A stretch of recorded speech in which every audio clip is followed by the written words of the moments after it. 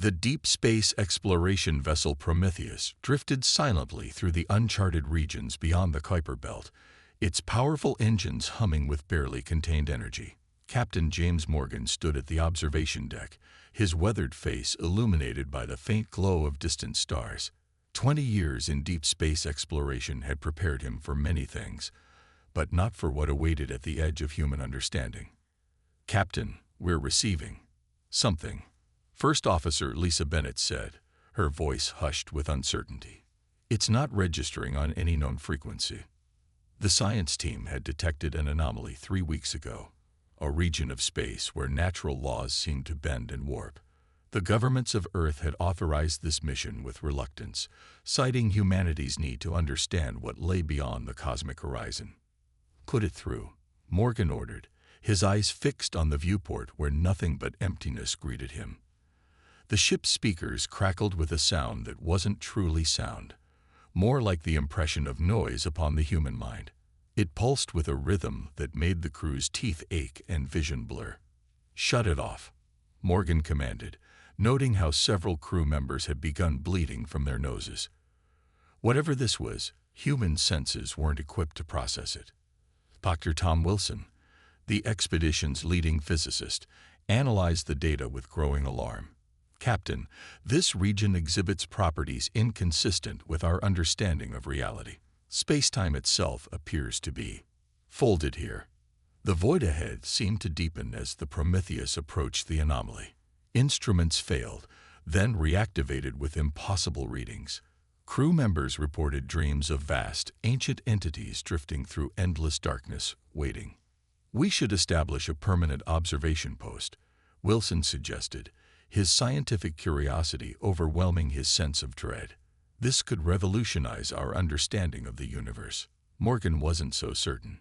Humanity had always assumed that the greatest threat from space would be intelligent life, perhaps with different values or territorial ambitions. No one had prepared for the possibility that space itself might be hostile, or worse, indifferent to human existence, in ways that defied comprehension. "Send the probe," Morgan finally ordered, "but maintain our distance." The unmanned vessel disappeared into the darkness, its telemetry feeding back to the Prometheus. For several minutes, everything seemed normal. Then the feed changed. The camera showed not stars or darkness, but something that shifted and moved in ways that human eyes couldn't track. Vast geometries unfolded in dimensions beyond the three that humans could perceive. "My God," whispered engineer Robert Davis as he watched the footage. "It's as if we're ants trying to comprehend a highway system." The immensity of the unknown had never been so apparent or so terrifying. Humanity had reached the edge of comprehension, where the rules that governed their tiny corner of existence no longer applied. And something in that vast unknown had noticed them. The day the stars went silent, humanity realized it was not alone. The first sign came when all deep space communications abruptly ceased. Radio telescopes worldwide picked up nothing but static where stellar radiation patterns should have been. Astronomers checked their equipment, recalibrated, and still found nothing but an eerie silence from the cosmos. On the Prometheus, the situation was more dire. The probe they had sent into the anomaly had returned, or something wearing the probe's shell had. It docked automatically, broadcasting all clear signals that the onboard AI confirmed as authentic. "Something's wrong," Security Chief Anna Miller insisted, her hand hovering over her sidearm. "The probe's movement patterns are off." Before Captain Morgan could order the airlock sealed, it cycled open. What emerged wasn't the probe they had sent, but a thing of impossible geometries, angles that hurt the human mind to perceive, surfaces that seemed to exist in multiple places simultaneously. It moved with purpose toward the command center. Back on Earth, astronomers noted with growing horror that stars were disappearing from their observations, not all at once, but in a pattern that suggested something was moving toward the solar system, consuming or obscuring stellar light as it came. "It's as if something is drawing a curtain across the universe," explained Dr. Emily Brown to the hastily assembled World Council. Her presentation showed a wave of darkness approaching Earth from the direction where the Prometheus had been sent. On the ship, the entity that had returned with the probe began to communicate, not with words or signals, but by altering reality around it. Crew members who got too close found their perceptions changing. Some reported seeing through time, others experiencing the thoughts of their colleagues, still others perceiving dimensions beyond human comprehension. "It's trying to make us understand," Dr. Wilson insisted, even as blood trickled from his ears. "It's modifying our reality to make communication possible." The cost of this communication was high. 3 crew members collapsed with brain hemorrhages after direct exposure. Others reported visions of vast entities drifting through the void between stars, ancient beyond human comprehension. The entity extended what might have been appendages, though they seemed to exist in multiple places simultaneously. It touched the ship's communication array, and suddenly all screens displayed the same image: Earth, surrounded by approaching darkness. "It's warning us," Morgan realized with dawning horror. The warning came too late. As the solar system's edge, machines designed to detect cosmic threats began registering movement. Not ships or asteroids, but spaces where reality itself thinned, where the orderly laws of physics gave way to something older and more primal.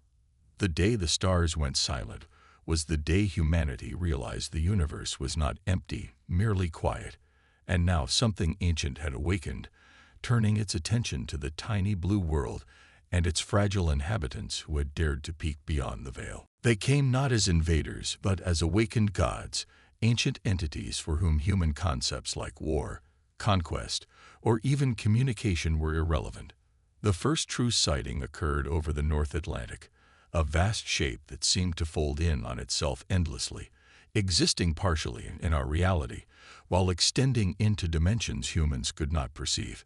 Scientists called them void entities. Religious leaders named them angels or demons. But those who encountered them directly and survived, their minds forever altered, knew the truth.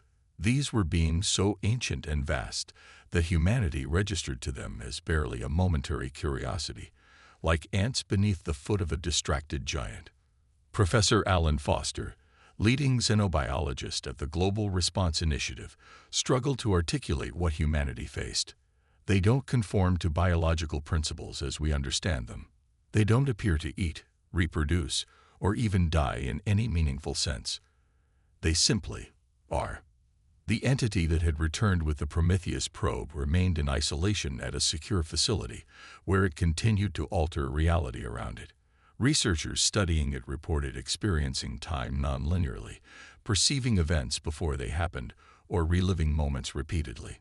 Several developed the ability to see spectra of light invisible to human eyes, while others began to perceive sounds from beyond the range of human hearing.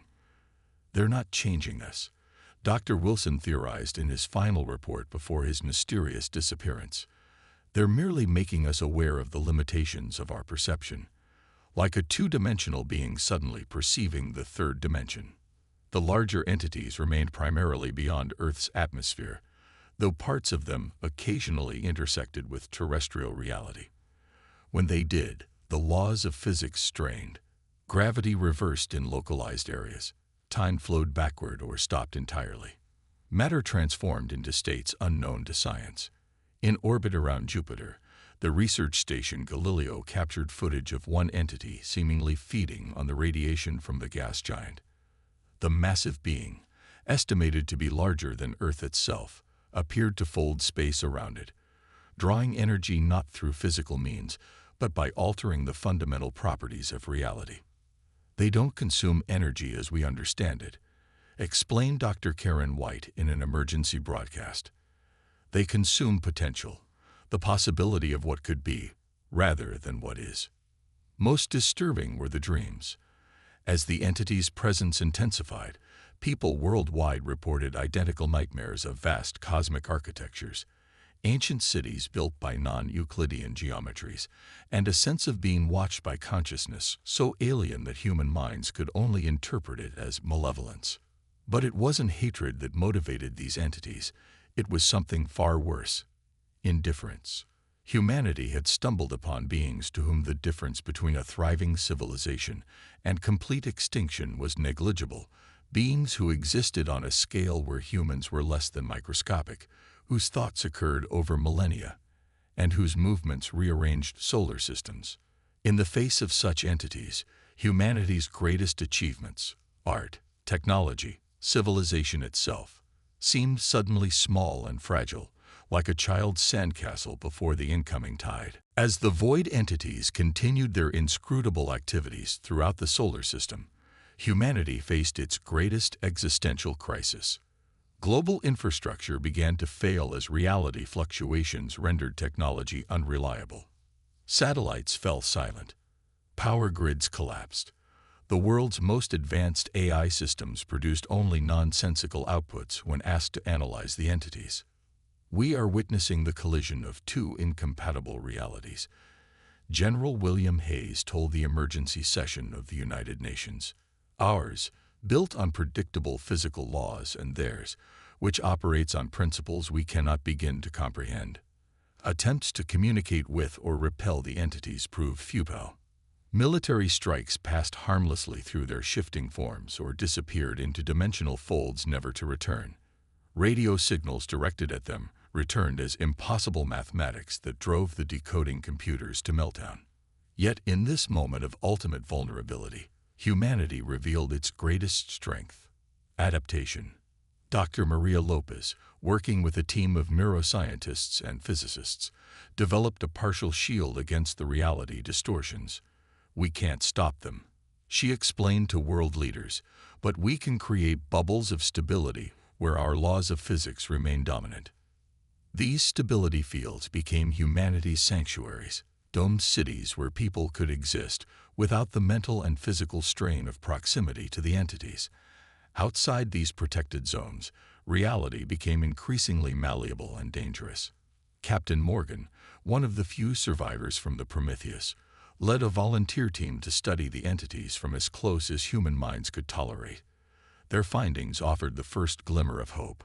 "They don't perceive time as we do," Morgan reported, his voice strained from months of exposure to reality distortions. "They exist simultaneously across vast temporal spans, but this means they also experience their own ending. Whatever these things are, they are not eternal." This insight sparked Project Temporal Anchor, a desperate attempt to accelerate the entity's perception of time within our reality, essentially forcing them to move on to whatever phase of existence awaited them. The fragility of humanity had never been more apparent than in these desperate hours. Billions huddled in stability fields, watching as the sky above filled with writhing impossibilities. Children were born who never knew a world without the entities, their developing brains adapting to perceive realities their parents could not. Engineer Robert Davis, working with Morgan's data, created the first successful temporal acceleration field. When activated around a smaller entity that had manifested near the lunar colony, the being seemed to shudder, its form accelerating through transformations before fading from human perception entirely. "We didn't destroy it," Davis cautioned. "We merely hurried it along its natural life cycle until it passed beyond our ability to perceive it." As humanity prepared to deploy the technology on a larger scale, the entities themselves seemed to take notice. Their movements became more coordinated, their interactions with Earth more focused. The final confrontation approached, not a battle between equals, but a test of whether humanity's desperate innovation could compensate for its cosmic insignificance. 100 years after the void entities departed Earth's reality, humanity still grappled with what had occurred and what it meant for their place in the cosmos. The entities had neither conquered nor destroyed Earth. They had simply moved on, their attention drawn elsewhere after humanity deployed the temporal acceleration fields globally. The departure, as it became known, was not a single event, but a gradual fading. The entities began to thin, their intersections with human reality becoming less frequent until, eventually, they vanished entirely. They left behind a changed world, pockets of altered physics, artifacts that defied analysis, and a generation of humans born with the ability to perceive dimensions their ancestors could not. "We didn't defeat them," reflected Admiral Morgan in his memoirs, now an old man who had witnessed both first contact and departure. They simply completed whatever inscrutable purpose brought them here. We are fortunate that purpose didn't require our extinction. The cities that had been most affected by the entity's presence became known as transition zones, places where reality remained fluid, where the boundaries between dimensions thinned. These became centers for new forms of science and art, created by those who could perceive and manipulate the altered properties of spacetime. From these zones emerged new technologies that transformed human civilization.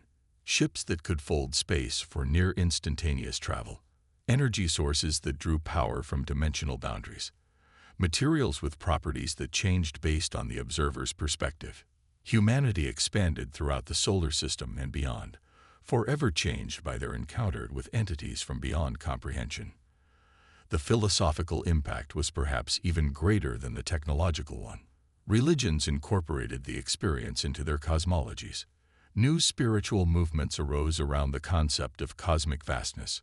The entities showed us that the universe is far stranger and more varied than we ever imagined, wrote philosopher Jane Thomas in her influential work, Beyond the Veil. We are neither the center of creation nor insignificant specks.